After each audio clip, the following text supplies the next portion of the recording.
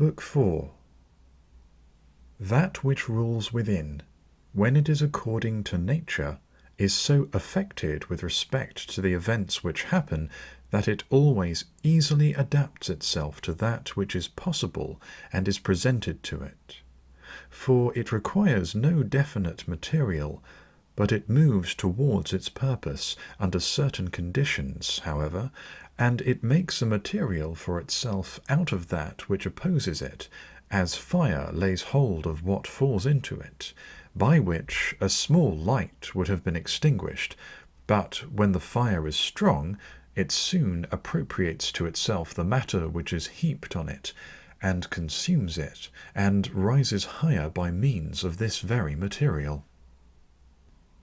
2. Let no act be done without purpose, nor otherwise than according to the perfect principles of art. 3. Men seek retreats for themselves, houses in the country, seashores, and mountains, and thou too art wont to desire such things very much. But this is altogether a mark of the most common sort of men, for it is in thy power whenever thou shalt choose to retire into thyself. For nowhere, either with more quiet or more freedom from trouble, does a man retire than into his own soul, particularly when he has within him such thoughts that by looking into them he is immediately in perfect tranquillity. And I affirm that tranquillity is nothing else than the good ordering of the mind. Constantly then give to thyself this retreat, and renew thyself, and let thy principles be brief and fundamental, which, as soon as thou shalt recur to them, will be sufficient to cleanse the soul completely, and to send thee back free from all discontent with the things to which thou returnest. For with what art thou discontented? With the badness of men?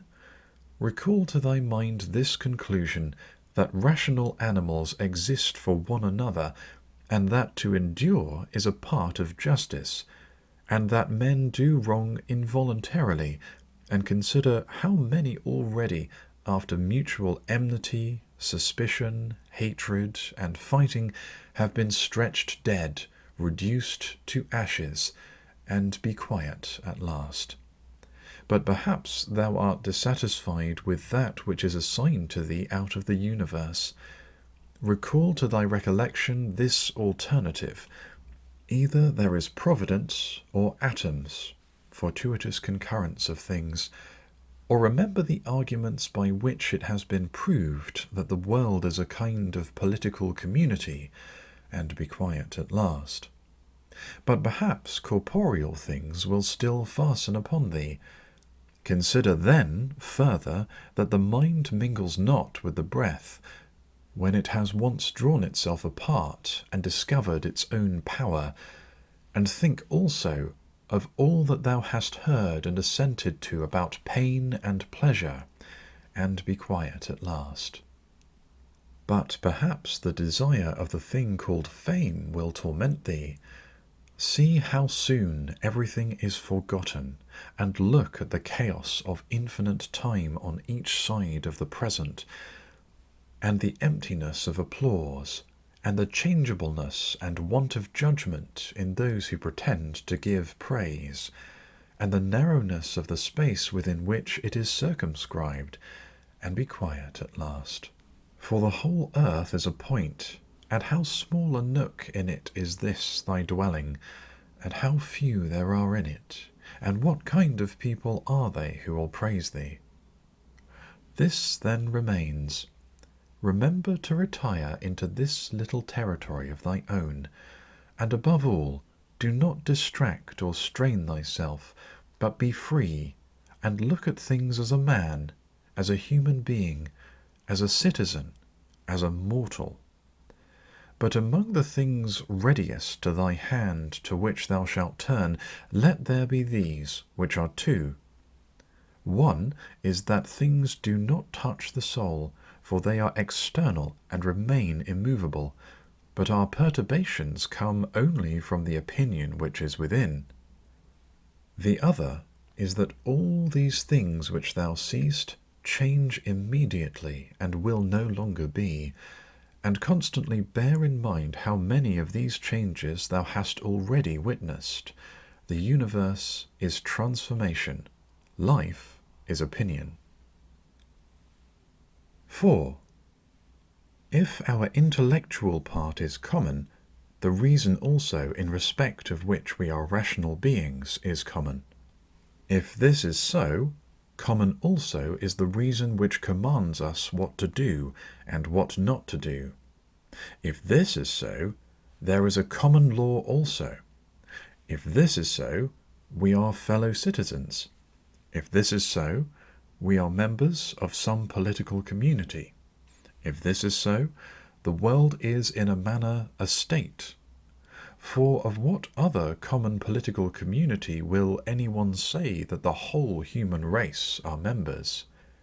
And from thence, from this common political community, comes also our very intellectual faculty, and reasoning faculty, and our capacity for law. Or whence do they come? For as my earthly part is a portion given to me from certain earth, and that which is watery from another element, and that which is hot and fiery from some peculiar source, for nothing comes out of that which is nothing, as nothing also returns to non-existence, so also the intellectual part comes from some source. 5. Death is such as generation is, a mystery of nature, composition out of the elements, and a decomposition into the same. And although not a thing of which any man should be ashamed, for it is not contrary to the nature of a reasonable animal, and not contrary to the reason of our constitution. 6. It is natural that these things should be done by such persons. It is a matter of necessity, and if a man will not have it so, he will not allow the fig tree to have juice. But by all means bear this in mind, that within a very short time both thou and he will be dead, and soon not even your names will be left behind. 7. Take away thy opinion, and then there is taken away the complaint. I have been harmed. Take away the complaint, I have been harmed, and the harm is taken away. 8. That which does not make a man worse than he was, also does not make his life worse, nor does it harm him either from without or from within. 9. The nature of that which is universally useful has been compelled to do this. 10. Consider that everything which happens justly, and if thou observest carefully, thou wilt find it to be so. I do not say only with respect to the continuity of the series of things, but with respect to what is just, and as if it were done by one who assigns to each thing its value. Observe then as thou hast begun, and whatever thou dost, do it in conjunction with this, and being good, and in the sense in which a man is properly understood to be good. Keep to this in every action. 11. Do not have such an opinion of things as he who does thee wrong, or such as he wishes thee to have, but look at them as they are in truth. 12. A man should always have these two rules in readiness. The one, to do only whatever the reason of the ruling and legislating faculty may suggest for the use of men. The other, to change thy opinion if there is any one at hand who sets thee right and moves thee from any opinion. But this change of opinion must proceed only from certain persuasion, as of what is just or of common advantage and the like, not because it appears pleasant or brings reputation. 13. Hast thou reason? I have. Why then dost not thou use it? For if this does its own work, what else dost thou wish? 14. Thou hast existed as a part. Thou shalt disappear into that which produced thee, but rather thou shalt be received back into its seminal principle by transmutation. 15. Many grains of frankincense on the same altar. One falls before, another falls after, but it makes no difference. 16.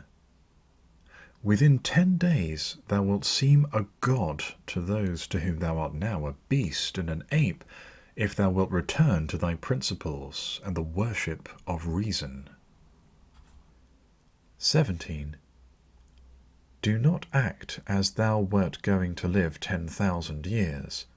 Death hangs over thee.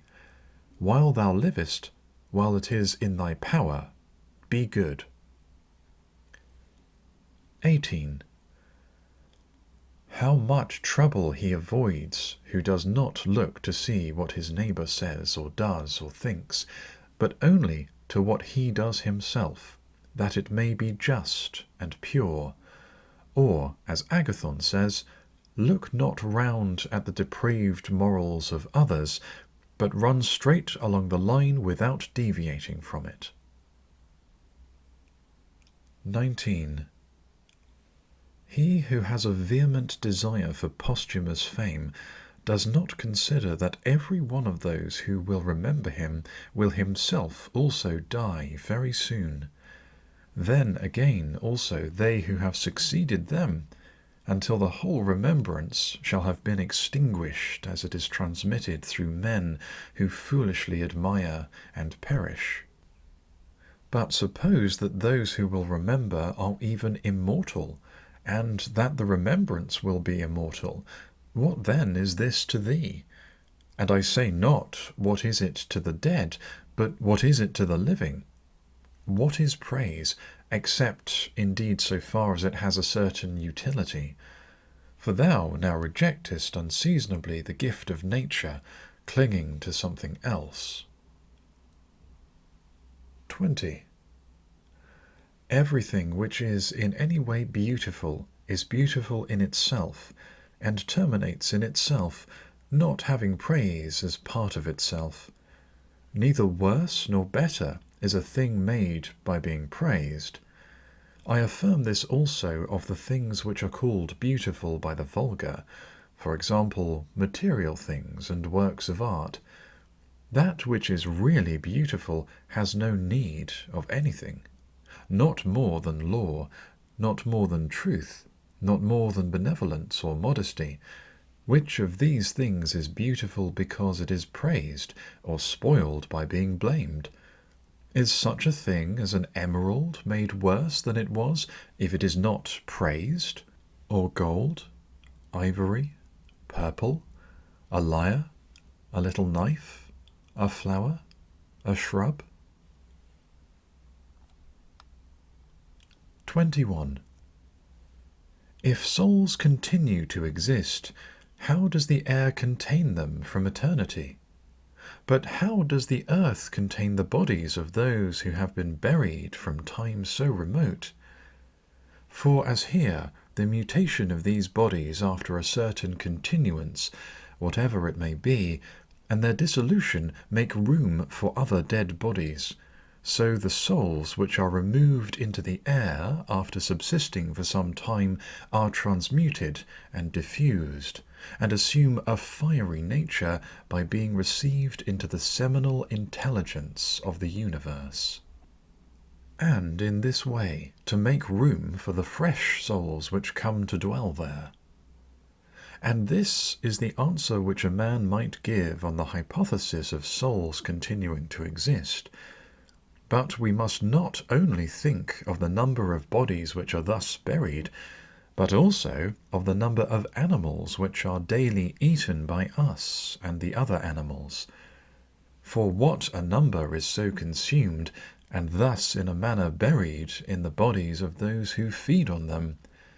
And nevertheless this earth receives them by reason of the changes of these bodies into blood, and the transformations into the aerial or the fiery element. What is the investigation into the truth in this matter?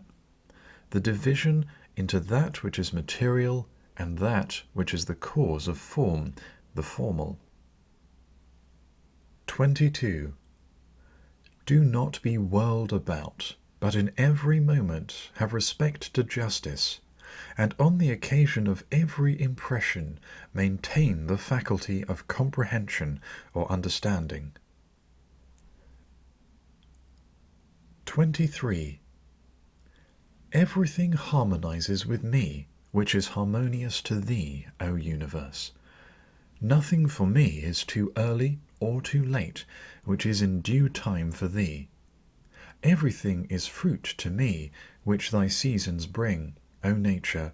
From thee are all things, in thee are all things, to thee all things return.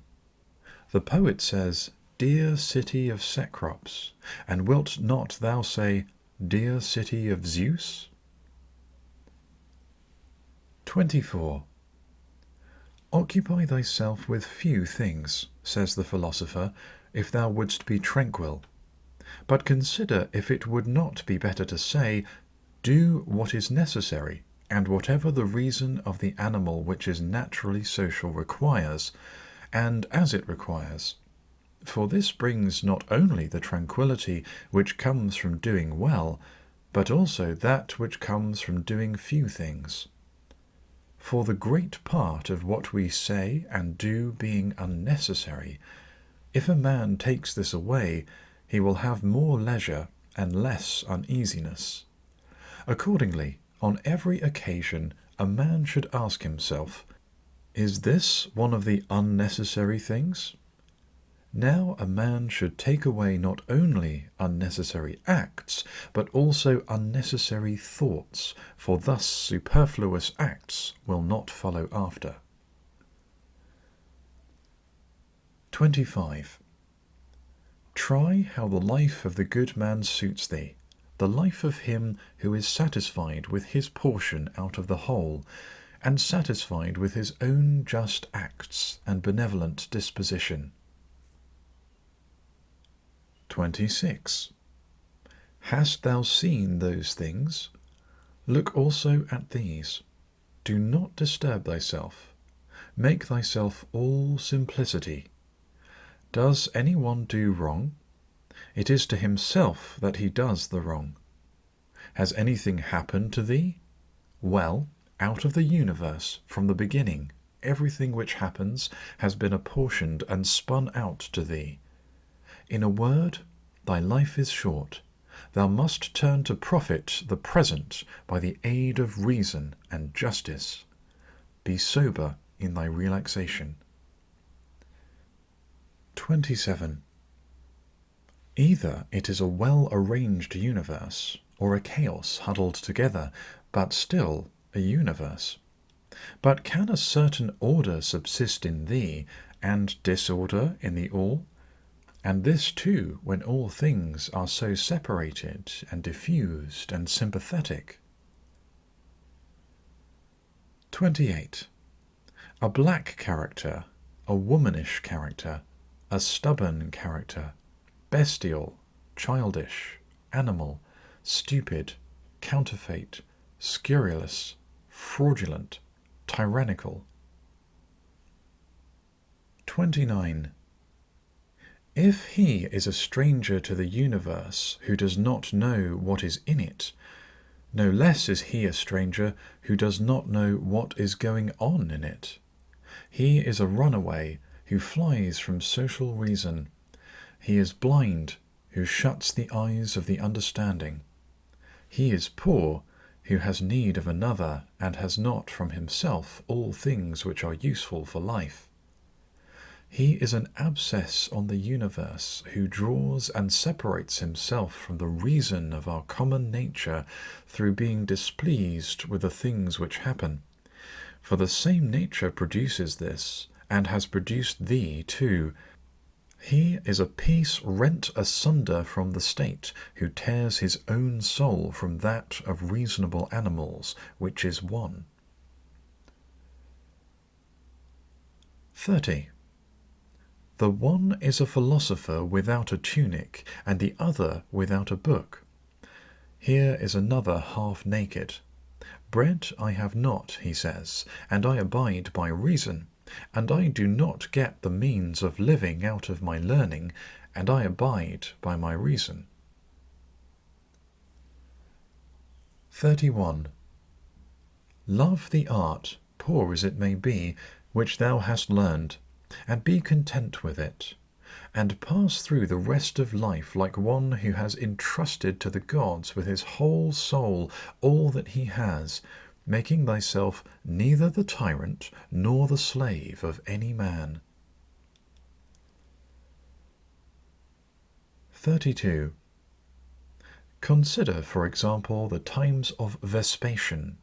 Thou wilt see all these things: people marrying, bringing up children, sick, dying, warring, feasting, trafficking, cultivating the ground, flattering, obstinately arrogant, suspecting, plotting, wishing for some to die, grumbling about the present, loving, heaping up treasure, desiring consulship, kingly power.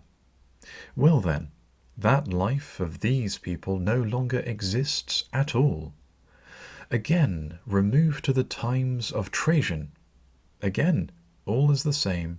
Their life too is gone.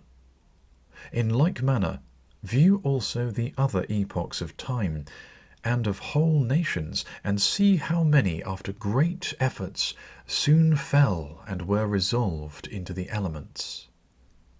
But chiefly thou shouldst think of those whom thou hast thyself known distracting themselves about idle things, neglecting to do what was in accordance with their proper constitution, and to hold firmly to this, and to be content with it. And herein it is necessary to remember that the attention given to everything has its proper value and proportion. For thus thou wilt not be dissatisfied, if thou appliest thyself to smaller matters no further than is fit. 33. The words which were formerly familiar are now antiquated. So also the names of those who were famed of old are now in a manner antiquated. Camillus, Caeso, Valessus, Leonatus, and a little after also Scipio and Cato, then Augustus, then also Hadrianus and Antoninus. For all things soon pass away and become a mere tale, and complete oblivion soon buries them. And I say this of those who have shone in a wondrous way. For the rest, as soon as they have breathed out their breath, they are gone, and no man speaks of them. And to conclude the matter, what is even an eternal remembrance? A mere nothing. What then is that about which we ought to employ our serious pains? This one thing: thoughts just, and acts social, and words which never lie, and a disposition which gladly accepts all that happens as necessary, as usual, as flowering from a principle and source of the same kind. 34. Willingly give thyself up to Clotho, allowing her to spin thy thread into whatever thing she pleases. 35. Everything is only for a day, both that which remembers and that which is remembered. 36. Observe constantly that all things take place by change, and accustom thyself to consider that the nature of the universe loves nothing so much as to change the things which are, and to make new things like them. For everything that exists is, in a manner, the seed of that which will be. But thou art thinking only of seeds which are cast into the earth or into a womb, but this is a very vulgar notion. 37. Thou wilt soon die, and thou art not yet simple, nor free from perturbations, nor without suspicion of being hurt by external things, nor kindly disposed towards all, nor dost thou yet place wisdom only in acting justly. 38. Examine men's ruling principles, even those of the wise, what kind of things they avoid, and what kind they pursue. 39. What is evil to thee does not subsist in the ruling principle of another, nor yet in any turning and mutation of thy corporeal covering. Where is it then? It is in that part of thee in which subsists the power of forming opinions about evils. Let this power then not form such opinions, and all is well. And if that which is nearest to it, the poor body, is cut, burnt, filled with matter and rottenness, nevertheless let the part which forms opinions about these things be quiet. That is, let it judge that nothing is either bad or good which can happen equally to the bad man and the good. For that which happens equally to him who lives contrary to nature and to him who lives according to nature is neither according to nature nor contrary to nature. 40. Constantly regard the universe as one living being, having one substance and one soul, and observe how all things have reference to one perception, the perception of this one living being, and how all things act with one movement, and how all things are the cooperating causes of all things which exist. Observe too the continuous spinning of the thread and the contexture of the web. 41.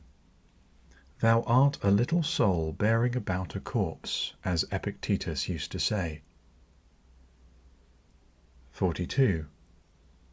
It is no evil for things to undergo change, and no good for things to subsist in consequence of change.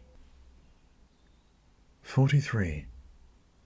Time is like a river made up of the events which happen, and a violent stream, for as soon as a thing has been seen, it is carried away, and another comes in its place, and this will be carried away too.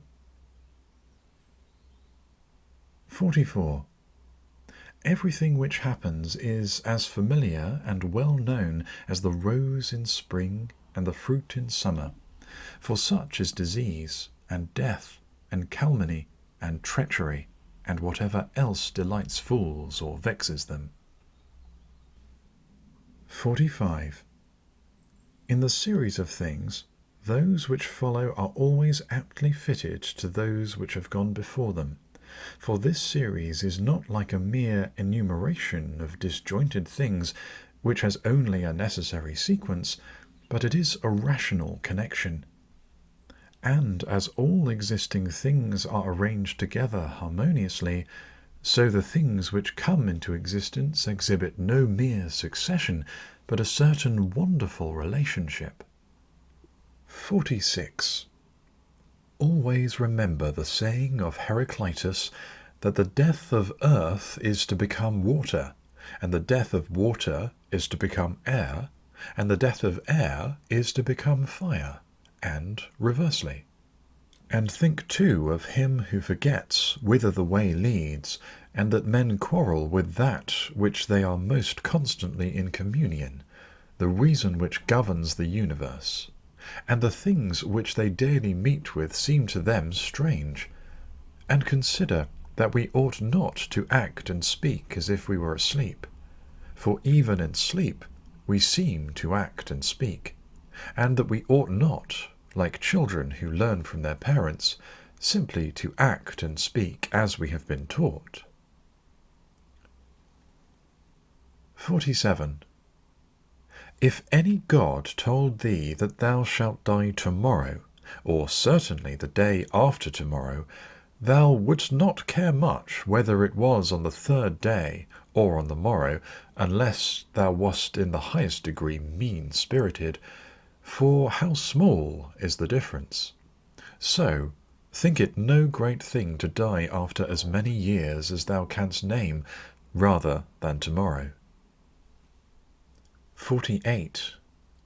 Think continually how many physicians are dead after often contracting their eyebrows over the sick, and how many astrologers after predicting with great pretensions the deaths of others, and how many philosophers after endless discourses on death or immortality, how many heroes after killing thousands, and how many tyrants who have used their power over men's lives with terrible insolence, as if they were immortal, and how many cities are entirely dead, so to speak, Hellas and Pompeii and Herculaneum and others innumerable. Add to the reckoning all whom thou hast known, one after another.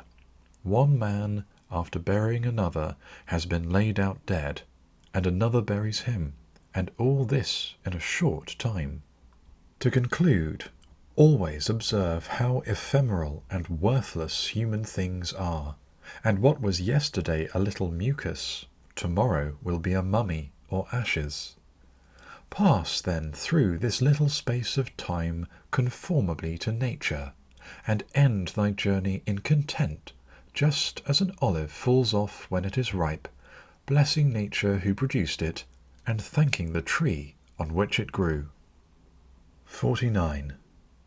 Be like the promontory against which the waves continually break, but it stands firm and tames the fury of the water around it. Unhappy am I because this has happened to me? Not so, but happy am I, though this has happened to me, because I continue free from pain, neither crushed by the present, nor fearing the future. For such a thing as this might have happened to every man, but every man would not have continued free from pain on such an occasion. Why then is this rather a misfortune than this a good fortune? And dost thou in all cases call that a man's fortune, which is not a deviation from man's nature? And does a thing seem to thee to be a deviation from man's nature, when it is not contrary to the will of man's nature? Well, thou knowest the will of nature. Will then this which has happened prevent thee from being just, magnanimous, temperate, prudent, secure against inconsiderate opinions and falsehood?